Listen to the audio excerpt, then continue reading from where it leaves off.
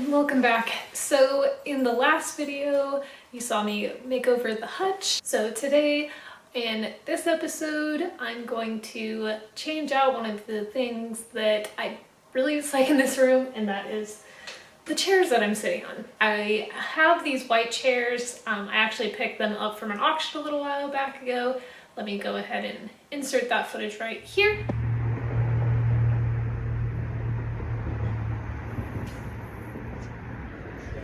And here they are. Before I can bring them into the house and start using them, there's a few things that need to be addressed. First of which is they need to be cleaned. They've been sitting in my garage for I think over a year now. So let me give you a closer look.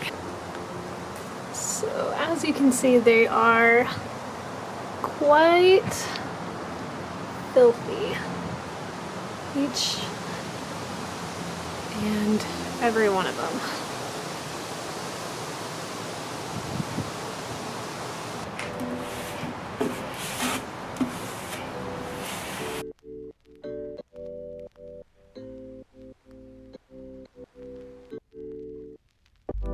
So it's another day.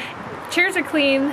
I need to make some repairs on these chairs. Each and every one has two cracks, one right here and one right here. I have this JB Weld plastic bonder. It says it's good on fiberglass, which I'm assuming these are. They're not original like the Knoll, Arno, whatever. Ones from the 60s. These are reproductions. They're made by Alphaville Design. So I'm guessing they're probably like 90s repros. They're pretty decent.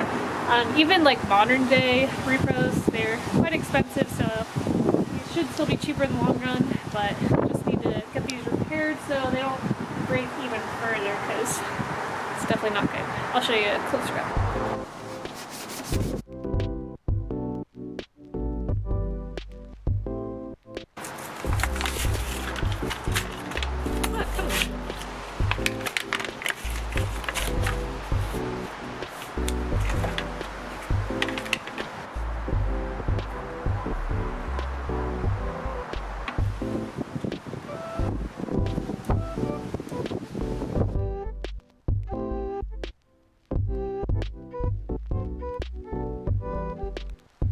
Alright, so I got all of the cracks filled with that adhesive stuff, and then I put like this clear packing tape on all of the chairs and kind of like underneath so it doesn't spill out from underneath the crack, and also to kind of push this together because the weight of the chair is making the crack further apart than it's supposed to be.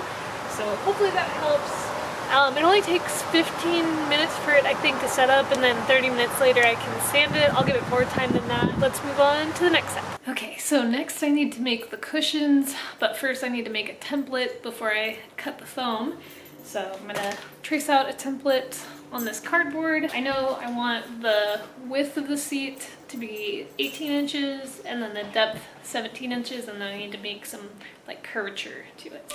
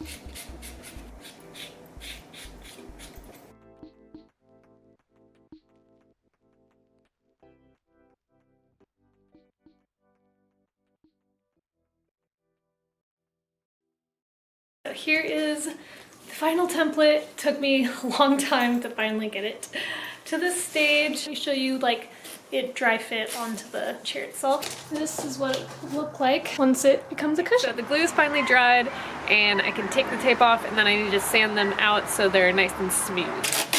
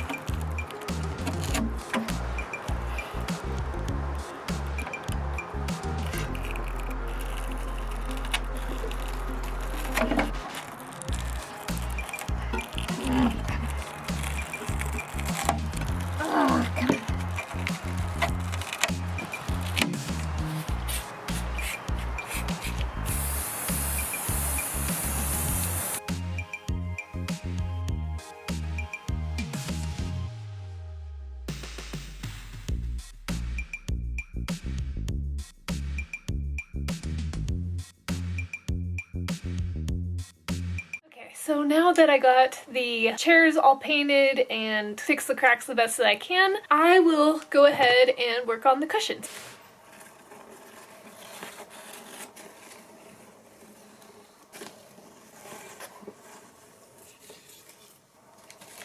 And to cut this, I have this little cutting knife thing that I got off of Amazon. I see them use this at Joann's, so this should be a good way to cut this without making it all super jagged.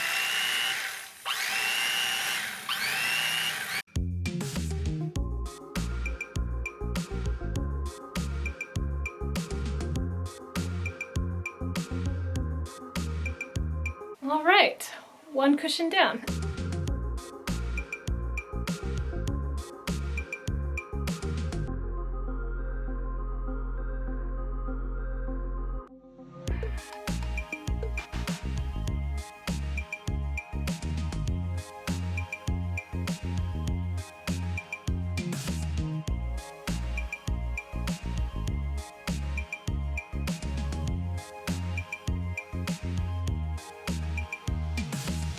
So next step is adding the polyfill Decron stuff.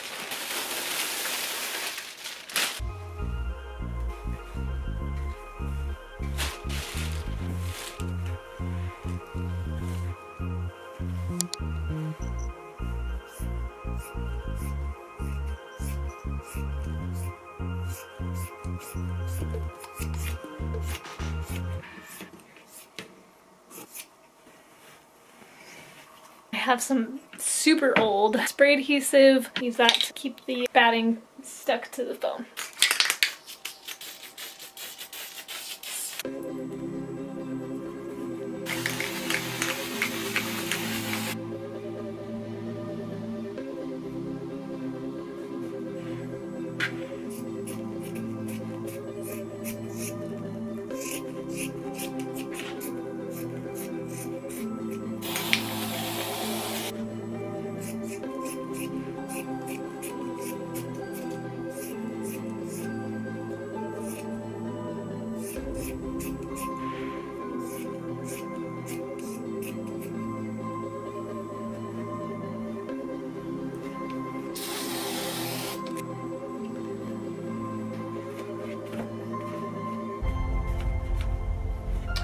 All right, got one down.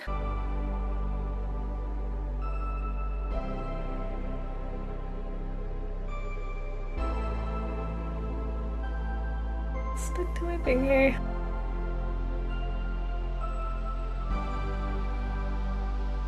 So now that we got all of our cushions done, we can go and move on to making the covers for them. I had gotten several samples from Knoll, because that's who originally makes the chairs, to get their fabric samples. I really do like the fabrics that they offer, but I just wasn't exactly happy with any of them, and honestly, more than anything, it was the price. Their fabrics are pretty expensive.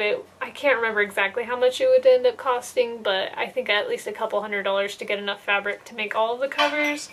I think if I were to end up picking one of their fabrics, it probably would be either of these two, but I went for a cheaper route, especially because I wasn't exactly sure how well these are going to turn out anyways.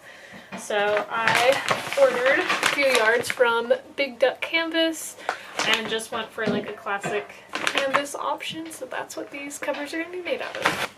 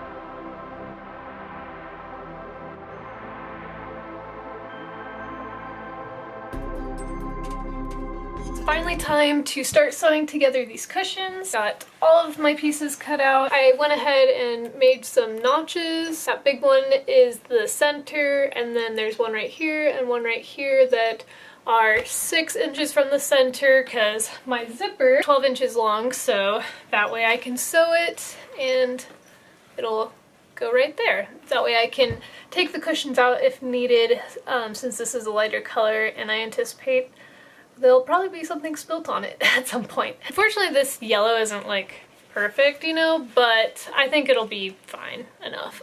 Let's get to sewing.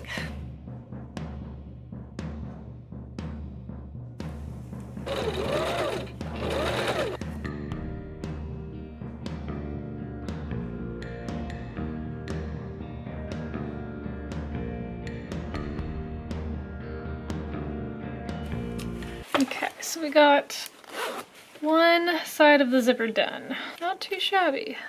Gotta make sure my notches are lined up. So, got a notch right here and then the notch on the other side. But I need to make sure I pin it to this side of the zipper so that the zipper is laying flat like that. Make sure the zipper is pointing downwards.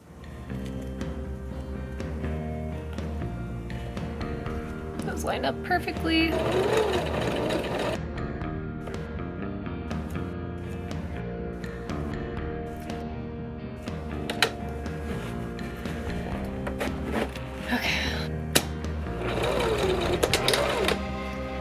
Looks pretty good to me.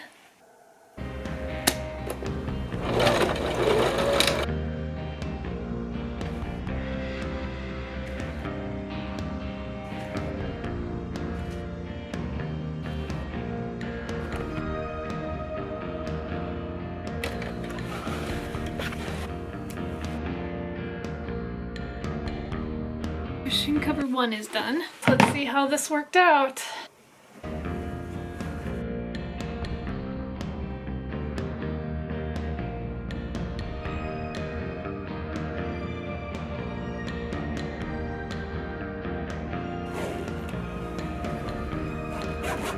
One down. Oh my goodness. Let's make the last 3.